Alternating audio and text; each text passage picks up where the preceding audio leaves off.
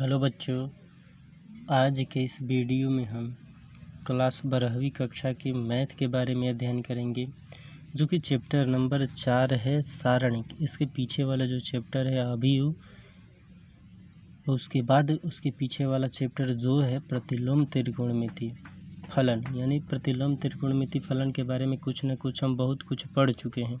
उसके बाद जो तीसरा टॉपिक है, तीसरा चैप्टर है अभियु मैट्रिक्स।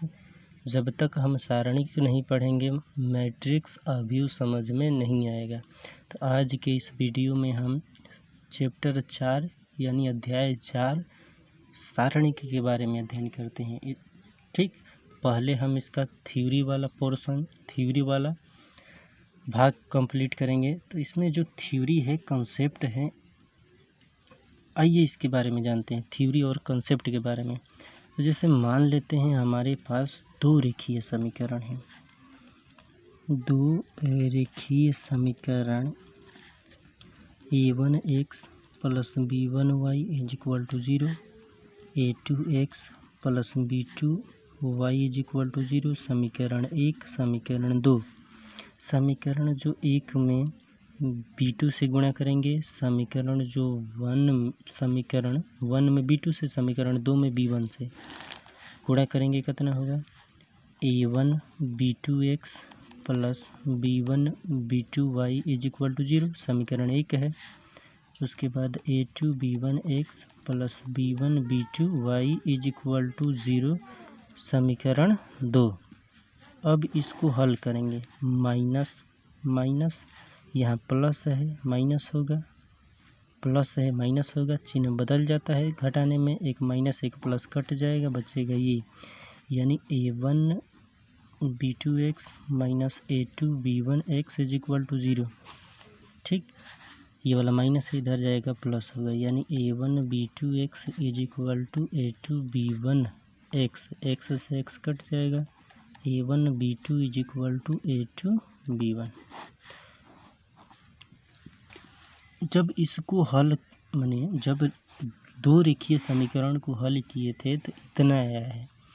अगर हम इसको सारणिक के रूप में, डिटर्मिनेंट के रूप में लिखेंगे, सारणिक के रूप में लिखेंगे, तो जो सारणिक का जो प्रतीक होता है, सारणिक का प्रतीक डिटर्मिनेंट का जो प्रतीक होता है, इस तरह, यानी a1 a2 b1 b2 is equal to 0। सारणी का यही प्रतीक होता है, a1 a2 b1 b2 is equal to 0।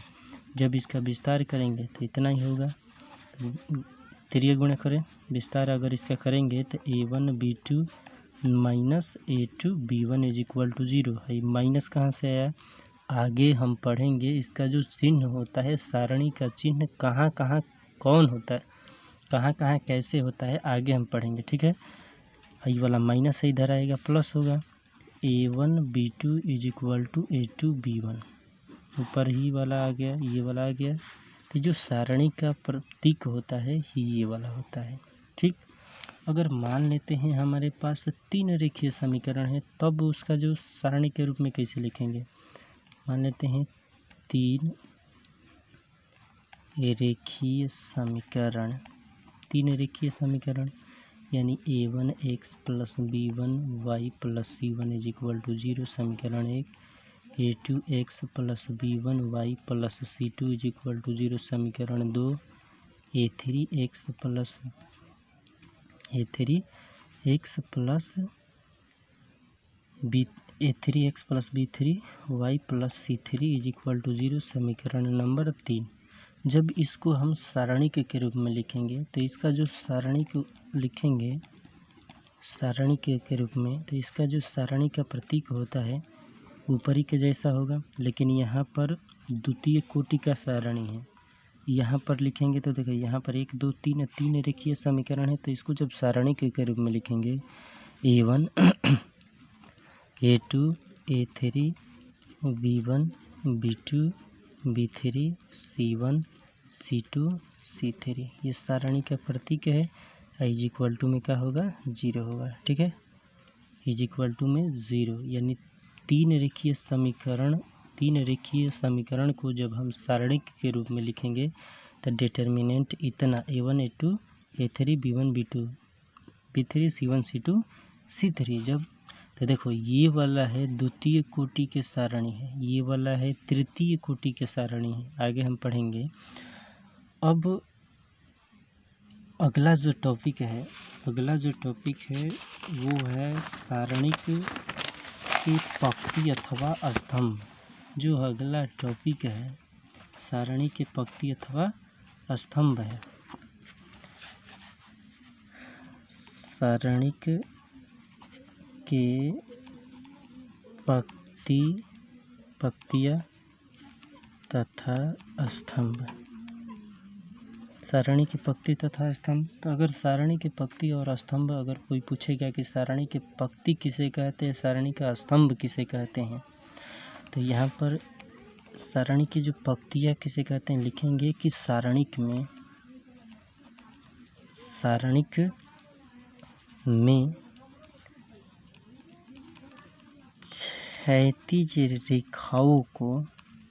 क्षैतिज रेखाओं को पंक्तियाँ कहते हैं। क्षैतिज रेखाओं को पंक्तियाँ, यानी अंग्रेजी में इसको कहते हैं रो कहते हैं।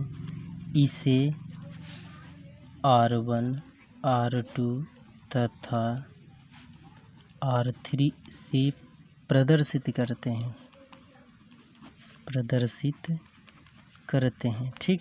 अब बचा है स्तंभ। स्तंभ किसे कहते हैं, यानी सारणिक में ऊर्ध्वाधर रेखाओं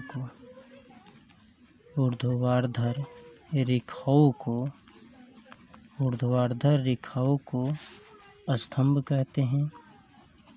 स्तंभ का मतलब होता है कॉलम। स्तंभ का मतलब क्या, कॉलम। CLOUMN कॉलम कहते हैं। इसे C1 C2 तथा C3 से प्रदर्शित करते हैं। C1 C2 C3 से प्रदर्शित करते हैं। ठीक। C1 C2 C3 से प्रदर्शित करते हैं।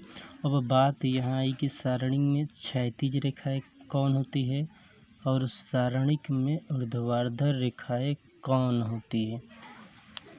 तो पीछे हम 2 रेखीय समीकरण 3 रेखीय समीकरण को सारणी के रूप में लिखे थे। तो ये वाला था A1 A2 B1 B2, ये द्वितीय कोटि के सारणी है। ये वाला था A1 A2 A3 B1 B2 B3 C1 C2 C3, ये तृतीय कोटि के सारणी है। तो अब यहाँ पहले हम बात करते हैं क्षैतिज रेखाएं किसे कहते हैं, रो किसे कहते हैं, पंक्ति। तो क्षैतिज रेखाओं को, क्षैतिज रेखा का मतलब कि देखो यही है क्षैतिज रेखा है। A1 B1 A2 B2, ये क्षैतिज रेखा है। ठीक। ये वाला इस तरह ये क्षैतिज रेखा है, यानी ये वाला है आपका का R1, ये वाला आपका R2, ये भी आपका का है R1, ये भी आपका का है R2, ये भी आपका का है R3। यानी क्षैतिज रेखाओं को हम कहते हैं रो माने पंक्ति। सारणी की ऊर्ध्वाधर रेखाओं को कहते हैं स्तंभ, यानी A1 A2 B1 B2 A1 A2 A3 B1 B2 B3 C1 C2 C3, यानी A1 A2 ये का है कॉलम है, यानी C1 है। B1 B2 का है कॉलम है, C2 है। A1 A2 A3 ये का है कॉलम है, C1 है। B1 B2 B3 ये कॉलम है, C2 है। C1 C2 C3 ये भी का है कॉलम है, C3 है। तो जो क्षैतिज रेखाओं को कहते हैं रो, ऊर्ध्वाधर रेखाओं को कहते हैं क्या, कॉलम स्तंभ। ठीक। अगर इससे समझ में नहीं आएगा तो इस तरह हम लिख लें, ये सारणिक होगा। अगर इस तरह की अगर रेखाएं होगी, इस तरह की अगर रेखाएं होंगी तो इसको कहते हैं रो, यानी R1 R2 R3। अगर इस तरह की रेखाएं होंगी, इस तरह की,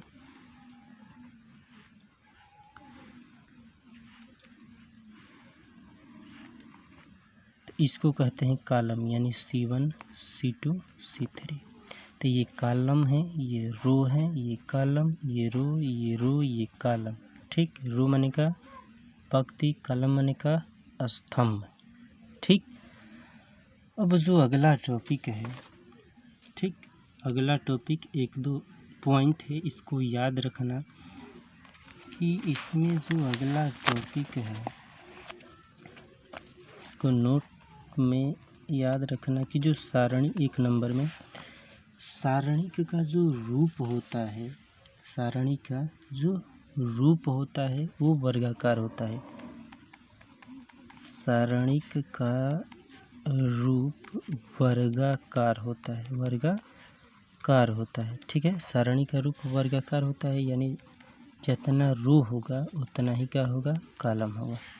ठीक, दूसरा पॉइंट है आपका कि इस तरह हम देखे थे ना, इस तरह A1 A2 B1 B2, ये वाला A1 A2 B1 B2, तो लिखेंगे कि A1 A2 B1 B2, A1 A2 B1 B2, इसको हम कहते हैं सारणिक का अवयव, सारणिक का अवयव कहलाता है, अवयव कहलाता है। ठीक, सारणिक का क्या कहलाता है, अवयव कहलाता है। 3 नंबर जो पॉइंट है, नोट है, इसको याद रखना कि जो सारणिक होता है, सारणिक के अवयवों की संख्या, सारणिक के अवयवों की संख्या, सारणी के अवयवों की संख्या अगर निकालेंगे कि सारणी में कितने अवयव हैं, तो n गुणे रो गुणे n यानी n गुणे कॉलम। ठीक है, n गुणे रो गुणे n गुणे कॉलम, यानी रो और कॉलम दोनों को आपस में क्या करा देंगे, गुणा अगर करा देंगे तो अवयवों की संख्या मालूम हो जाएगी। जैसे अगर मान लेते हैं यहाँ पर दिया है, इसमें रो कितना है 1 2, तो 2, कॉलम कितना है 2 ही है, कॉलम कितना है 2, 1 2 1 2, यानी 2 गुणे 2, ये 2 दूनी के 4, यानी सारणिक में अवयवों की संख्या कितना है 4, यानी 1 2 3 4, बात सही है। ठीक, यानी सारणी के अवयवों की संख्या अगर निकालेंगे तो रो गुणे कॉलम। ठीक, चौथा जो है, चौथा याद रखना कि जो सारणिक का क्रम होता है, सारणिक का क्रम, सारणिक का अगर क्रम होगा R गुणे C होगा, क्या होगा R गुणे C, यानी पहले रो उसके बाद कॉलम, पहले रो उसके बाद कॉलम। ठीक, आज के इस वीडियो में इतना ही। जो अगला थ्योरी पार्ट है इस वीडियो मैंने सारणी का जो थ्योरी पार्ट है आगे के वीडियो में हम पढ़ेंगे। आज के लिए बस इतना ही, धन्यवाद।